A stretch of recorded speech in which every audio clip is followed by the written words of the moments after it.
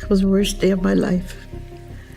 Never had that feeling. For decades, people have wondered what really happens behind the gates of the Jackson family estate. Now, at 96 years old, Katherine Jackson is opening up about the joys, heartbreak, and complicated reality of preserving Michael Jackson's legacy, sharing a deeply personal perspective on the son the world knew as the King of Pop. Mother, how do you feel talking about Mike's passing? She's standing almost alone now, fighting a battle against powerful corporations to protect the empire Michael Jackson spent his entire life building for his children and family. Birth of a legend. Long before the screaming crowds, before the billion-dollar legacy, and before the relentless media circus, there was a tiny house in Gary, Indiana. Inside that cramped home, a boy named Michael Jackson shared a bedroom with 7 brothers and sisters, unaware that one day the world would know his name. During the late 1950s and early 1960s, the Jackson family lived modestly in a small 2-bedroom house. Money was scarce. Both parents worked tirelessly just to keep food on the table. Life inside the home was strict, disciplined, and deeply religious. Katherine Jackson believed her faith could shield her children from the dangers surrounding their neighborhood. But something extraordinary was quietly taking shape. Even amid school, church, and chores, young Michael Jackson stood out. He sang constantly. He mimicked every artist he heard on the radio. Whenever music played, he begged for a chance to perform. His family quickly realized this wasn't an ordinary child with a hobby. He possessed something rare. Both parents recognized his talent, but they saw his future differently. Joe Jackson worried about where this path would lead his son, while Katherine simply prayed for his happiness and safety. Neither of them could imagine that the little boy singing in their living room would one day become the most famous entertainer on earth. Recently, an emotional image spread online showing a woman resembling Katherine Jackson overcome with emotion. Tears fill her eyes as she holds a photograph of her son, Michael Jackson. His pale face and distant stare create a haunting mood, turning the image into something almost cinematic. The dramatic caption instantly caught fans' attention, and countless theories began circulating across social media. What do you think about this image? Let us know in the comments. Then came the moment when hope turned into heartbreak. On the evening of June 24, 2009, Los Angeles' Staples Center echoed with excitement. Cameras rolled as Michael Jackson rehearsed for this visit, the comeback tour everyone believed would redefine music history. He danced through demanding choreography, hit difficult vocal notes, and moved with an energy that amazed the production crew. Every moment was captured in stunning high definition. The footage showed a man preparing for one final triumph. The crew watched in awe. Fans waited in anticipation. And for the first time in years, it felt as though Michael Jackson was about to reclaim the throne. Then everything collapsed. The backlash was enormous. Child welfare authorities launched investigations, and eventually Michael faced criminal charges. He later claimed he felt betrayed by the documentary, arguing that Bashir had manipulated the footage to create a misleading narrative.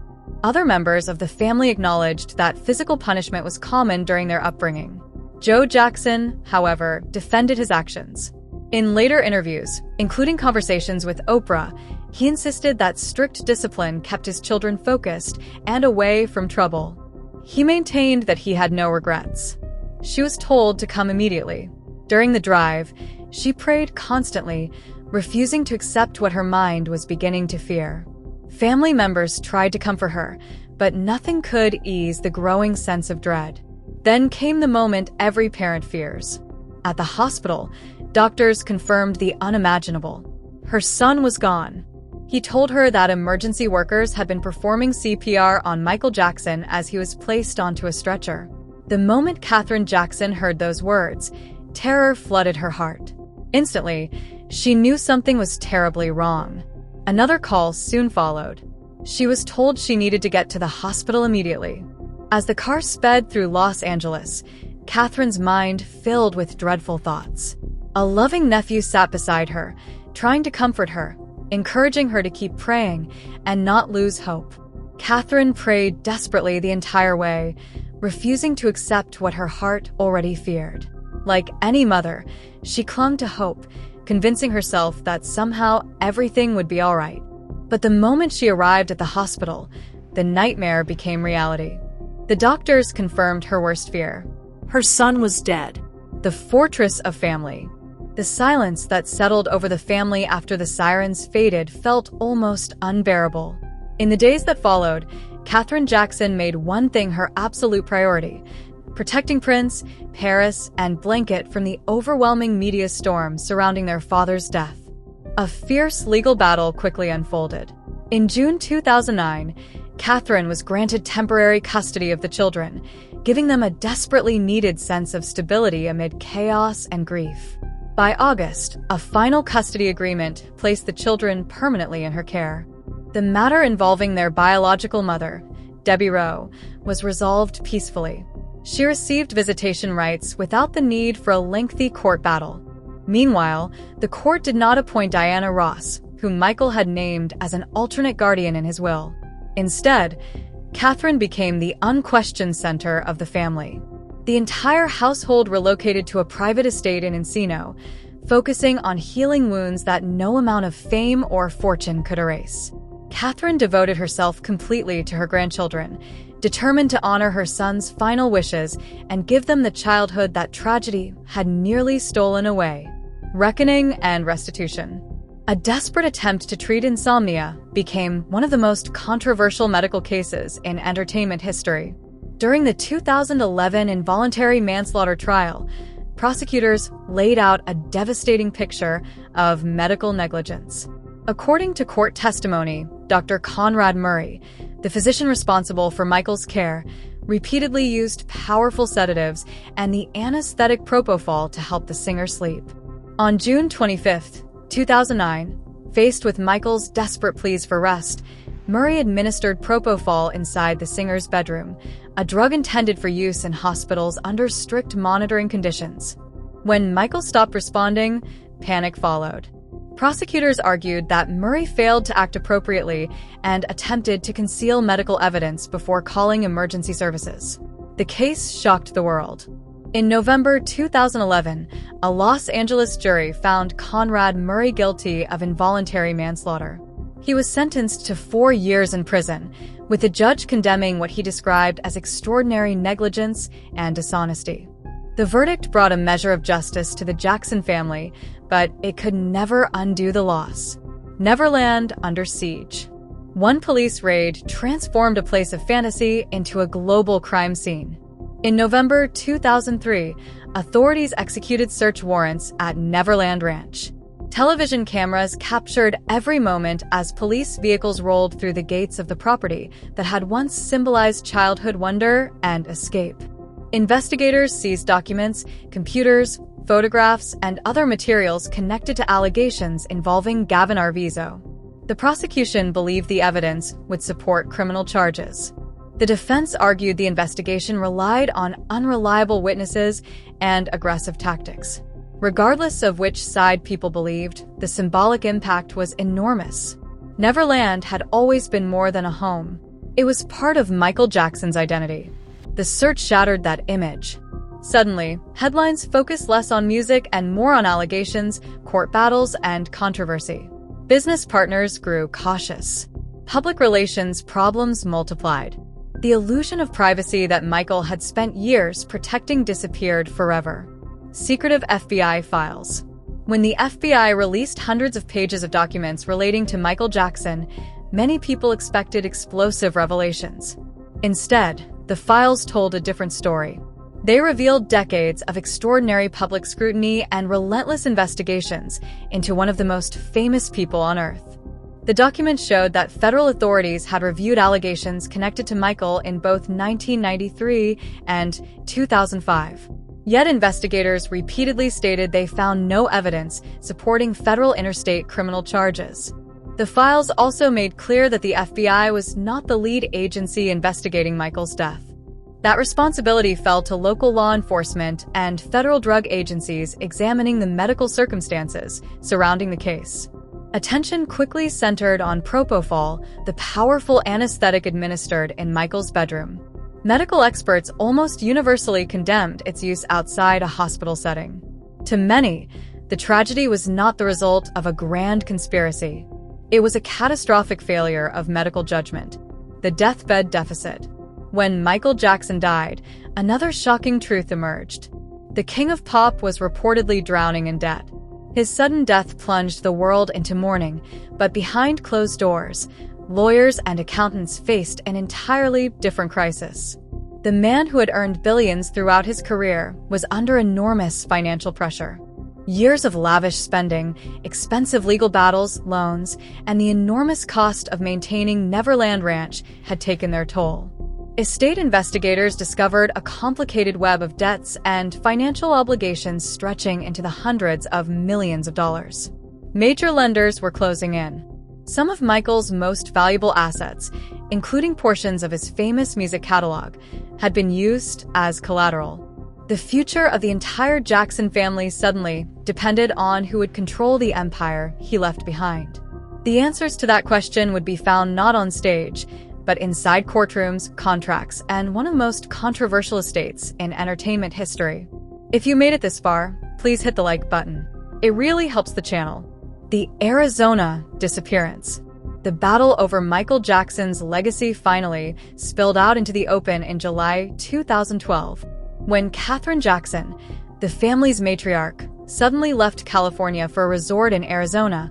Confusion quickly spread throughout the family. Her grandchildren, Prince, Paris, and Blanket Jackson, remained at the family home in Calabasas, uncertain about what was happening behind the scenes. Tensions that had been simmering for years suddenly exploded. Several members of the Jackson family, including Janet, Randy, and Jermaine Jackson, arrived at the property. Security footage and police reports later confirmed that a heated confrontation took place. During the incident, Janet Jackson was seen attempting to take Paris Jackson's phone, while arguments broke out among family members and security staff. Police were called to the scene and eventually restored order. Although accusations and rumors circulated afterward, the incident exposed something the public had rarely seen before. The Jackson family was deeply divided over the future of Michael's estate. The hidden Sony contract. Behind closed doors, an even bigger battle was brewing. In late 2022, co-executors John Branca and John McClane negotiated a massive deal involving Michael Jackson's music catalog. Reports suggested that roughly half of the publishing and recording assets would become part of a joint venture with Sony Music Group in a deal valued at around $600 million. The agreement included not only Michael's own music, but also valuable publishing rights held through Mijak Music, which contains works connected to legendary artists such as Ray Charles, Curtis Mayfield, and Sly, and the Family Stone. Estate executives described the transaction as a financial masterstroke that would secure the long-term value of the estate while allowing day-to-day management to remain in place. But not everyone agreed. When details of the deal emerged, Katherine Jackson prepared for a fight. Jealousy in the family line. Long before the legal battles, there were tensions inside the family itself. The Jackson brothers spent countless hours rehearsing together, transforming their childhood into one of the greatest musical success stories ever told. At first, Jermaine Jackson was the lead singer. But everything changed when Michael Jackson's talent became impossible to ignore. Inspired by performers like James Brown, Michael developed extraordinary dance skills, unmatched stage presence, and a voice that captivated the world. Soon, the spotlight belonged almost entirely to him.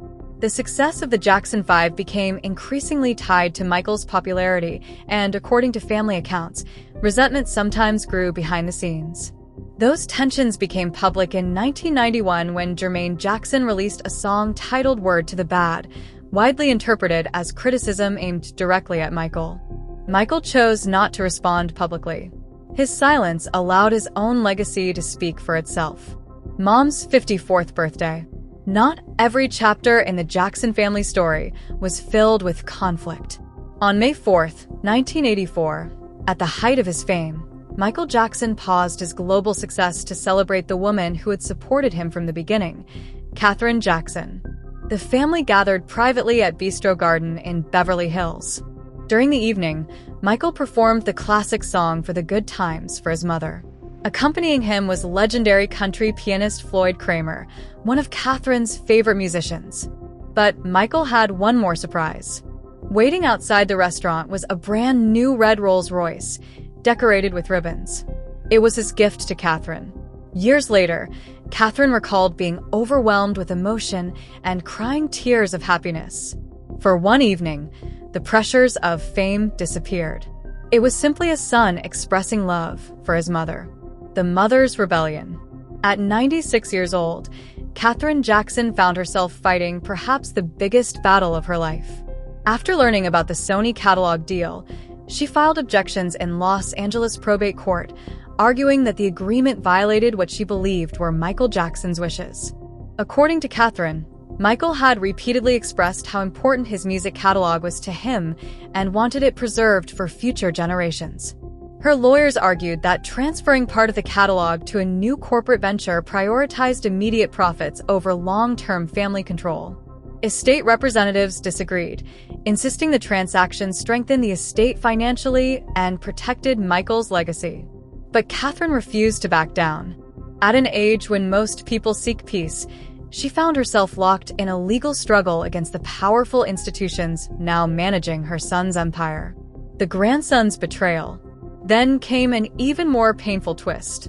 In 2024, B.G. Jackson, formerly known as Blanket, took legal action to stop estate funds from being used to finance Katherine's ongoing appeals against the Sony deal.